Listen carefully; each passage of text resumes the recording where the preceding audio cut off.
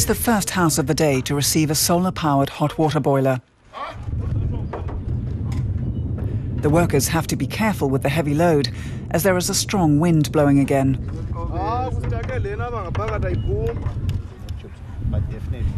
The township residents do all the work themselves.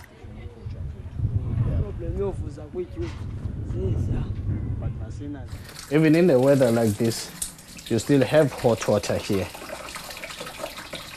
It's cold outside and it's raining outside, but we don't run out of hot water. More than 2,300 houses here have been equipped with the new boilers, giving thousands of residents hot running water for the first time. The boilers come courtesy of the Kuyasa project, which has been awarded the Gold Standard seal as a certified climate protection project.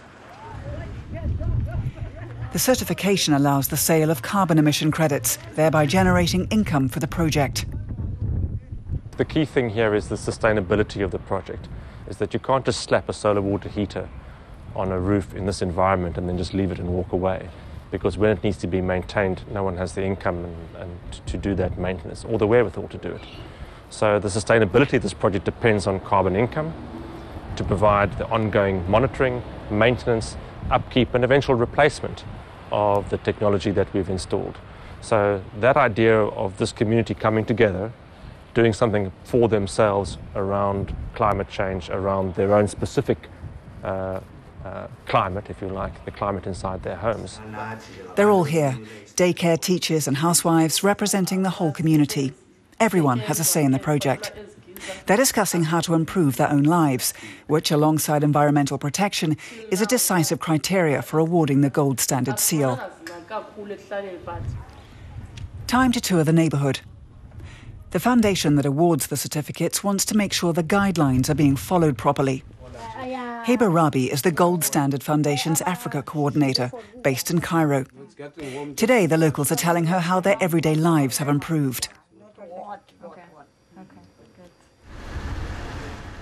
This township is the biggest in Cape Town. It dates back to the apartheid era. Nobody knows exactly how many people live here. Every day, new huts are built, as more people migrate here from rural areas in search of work. If they do manage to find a job, it's in the city, almost 30 kilometers away. Cape Town, South Africa's second largest city, depends heavily on tourism. But industrial production also plays a role in the local economy. Here in this Midtown office, Heba Rabi is running a Gold Standard Foundation workshop. More than 50 private sector and state-affiliated institutions support its work. Participants here want to know how they'll benefit from the certification, because registration is both complex and costly. A lot of these project developers have projects that are gold standard projects, and they need guidance on the different steps that they go through their crediting procedures. The project developers approve of the idea of a certificate, but the bureaucracy and long processing times involved make their jobs more difficult. But I actually think this is a really good step. You don't know if it'll turn out well. Probably more important than that, you don't know when it will turn out well. So you have a buyer on one hand, and he wants his or her carbon credit, and they want it as soon as possible. And you have to say to them, no, it's coming in 6 months' time. But if that 6 months turns into 2 years, obviously you have a problem on your hands, and that can be difficult to explain and difficult to manage as a project developer. In Kuyasa, certificates have been issued. Now the people here need a buyer for the emissions credits.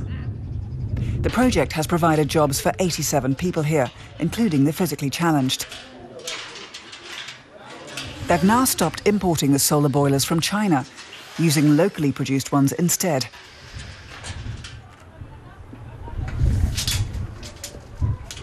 Another part of the climate protection project is the installation of ceilings. Without them, the interiors become damp, with water condensing on the walls. The Span family is the first to receive a new ceiling. Now they don't have to run the heater as much, cutting their heating oil costs in half. Now it's warm, and the wind no longer whistles through the cracks. Zuko Ndamane has also noticed the improvement. His son used to cough a lot and was often sick.